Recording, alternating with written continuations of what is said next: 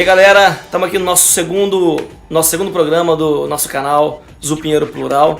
E hoje recebendo esse grande amigo, um amigo pessoal e um artista, um músico talentoso da nossa região, que eu sempre erro o nome dele. Eu sei que é Marcos, isso eu consigo.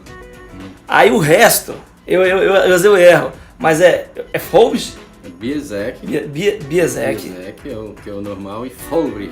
Hã? Eu não sei direito. É por aí, é alemão, né, cara? Não dá pra nós, assim. Exatamente. A gente que é ribeirinho aqui. Biezek né? tá bom, até o Biezek tá ótimo. Marcos Biezek, nosso amigo, músico. Cara, obrigado. Esse é o nosso segundo programa. Legal, satisfação estar aqui também. Estamos falando aí de poema, de música, de literatura. E aí, dando espaço e privilegiando os amigos, né, cara? Legal. Os regionais. Isso aí, essa iniciativa muito louvável, cara. Essas reflexões que com certeza são fruto, né, desse tipo de atividade que está desenvolvendo são importantíssimas e necessárias, né? Mais do que nunca, né, cara? Nesse tempo de truculência e de violentização, assim, né, cara? As pessoas não param para parar, para pensar, para refletir, né? São movidas a impulsos. E isso de parar e refletir, pensar que você está fazendo é muito legal e muito necessário. É verdade. Porque nós estamos aquilo que você falou, cara. A gente vive numa época tão mecânica, né? E parar para pensar é mais difícil. Refletir é mais difícil. É mais fácil seguir a boiada do que exatamente. Falando que tá errado. E aí o que acontece? Uma das coisas que a gente até se propôs nesse canal aqui, Marcos, é basicamente isso também. Pegar fatos sociais, coisas que têm acontecido na nossa sociedade, muitas coisas que a gente está vendo e vivenciando de uma forma assim tão crua e tão cruel muitas vezes, que as pessoas olham para o próximo e não tem a mínima importância para o próximo, não tem alteridade. E o próximo é visto como... Principalmente se o próximo for pobre, marginal, principal. E se for delinquente, então aí que é inimigo de morte. Ou se tiver uma ideia diferente do que aquela que a gente estabeleceu como a verdadeira, como aquilo que é o aceitável. É como, por exemplo, as pessoas acham mais fácil pegar e meter a porrada no menino infrator do que educar, porque dar uma cacetada, bater com um pau na cabeça é muito mais fácil que pegar um livro e fazer o moleque sentar e tentar. É verdade. Pelo menos tentar, as pessoas não querem nem tentar, né, cara? Expõe a nossa covardia, na verdade. Tem uma poesia do Ferreira Aguilar que ela chama Subversiva.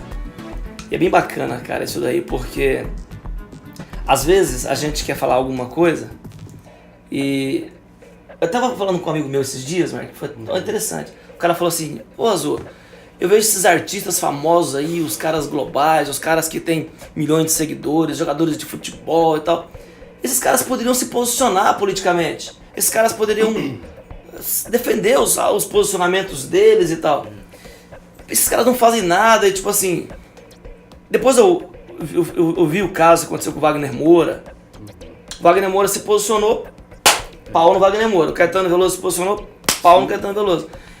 Então é como se nós estivéssemos vendo uma ditadura que não é institucionalizada, mas é uma própria ditadura do próprio cidadão. Eu acho que parte desses artistas realmente, não, pelo trabalho que ouço vindo deles, não acredito que tenham qualquer tipo de consciência política, pelo que falam nas músicas. Isso, tem isso. Mas tem muitos também que têm um posicionamento e que ficam amedrontados, né? De chegar, vou meter a minha cara, todo mundo vai cair de pau em cima de mim, vou vender menos discos, vou fazer menos shows e vou ser criticado, entendeu? Justamente por se posicionar. Então, a maioria prefere ficar calada justamente por essa conveniência, né? E assim, não tem nem como culpar, a gente não sabe a gente não tem de cada como culpar, né? exatamente. Mas é um fato. Não querendo puxar a sardinha pra você, que você é meu convidado aqui, logo querendo puxar a sardinha pro cara. Mas assim, eu observo em algumas letras suas que eu vejo, e que conheço o seu trabalho há muitos anos, eu vejo que você defende alguns posicionamentos, você impõe aquilo que você acha, aquilo que você defende na letra. E quando eu tinha tocado na questão do Ferreira Aguilar, eu tenho um poema chamado Subversiva, que o que ele basicamente quer dizer é o seguinte: a música, o poema, ele é livre. Então, cara, você pode até rebater ou criticar um posicionamento que eu ou você defenda, mas dentro da poesia, dentro da literatura, dentro da música, da musicalidade, dentro desse contexto mais macro, mais amplo, que a gente sai assim do pequeno, a gente sai assim daquilo que está diante da gente e começa a olhar a coisa de uma amplitude maior, a música nos dá essa liberdade.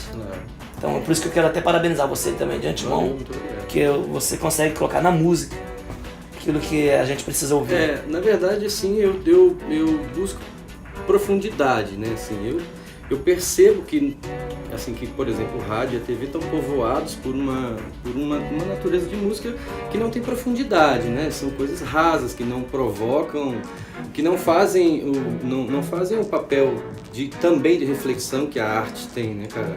A arte, ela representa períodos do homem, né, cara? Você consegue identificar períodos históricos pela arte que se usavam naquela época, né? E eu vejo que isso está se perdendo demais, que as pessoas estão confundindo entretenimento sonoro com música, né? Porque as pessoas estão se apegando daqui a pouco as letras de música viram só zumbido, cara, pelo ritmo que vai, diminuindo, sabe? né? Sim, e outra, diminuindo o quê? A necessidade de ter uma proposta, de provocar algum raciocínio, sabe? Assim, tá cada vez mais simples e menos profundo. E assim, é uma coisa que me incomoda, porque eu acho que todo mundo tem o direito de escrever a letra que quiser escrever.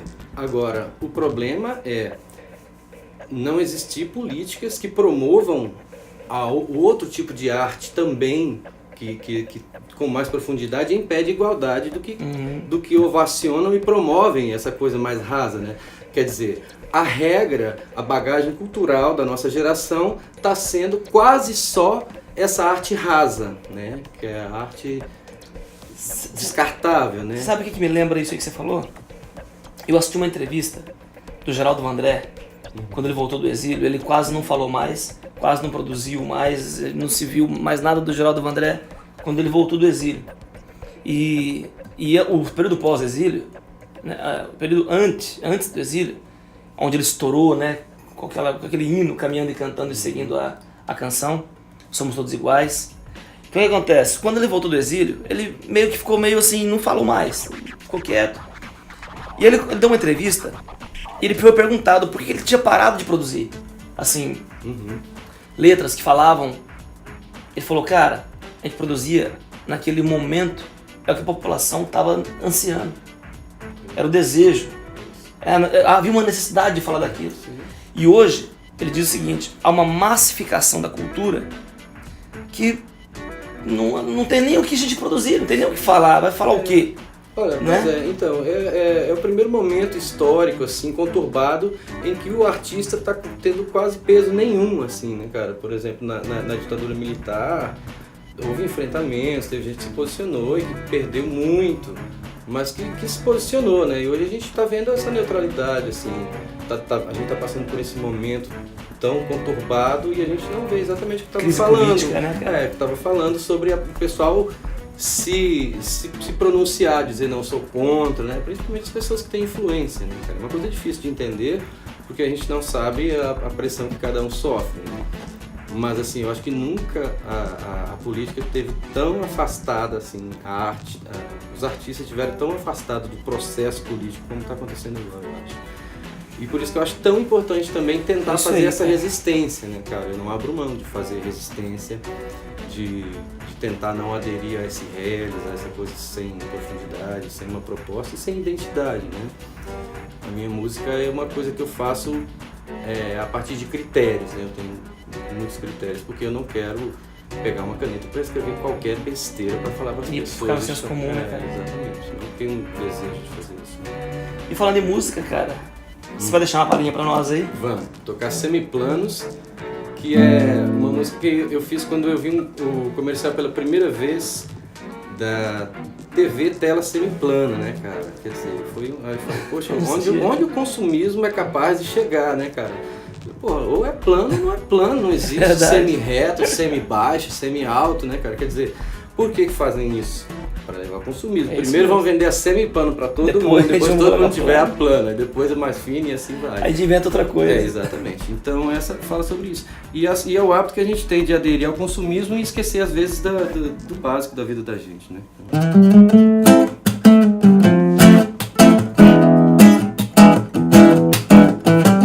Com o semi-salário que eu ganho no meu semi-emprego, vou parcelar uma TV semiplana pra semi-alegrar meu semi-lar. Mas como todo novo plano, exige um novo sacrifício.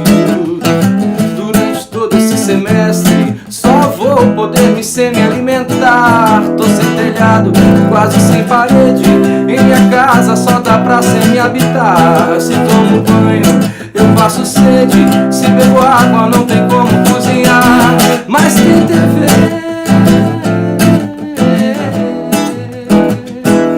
mas tem TV.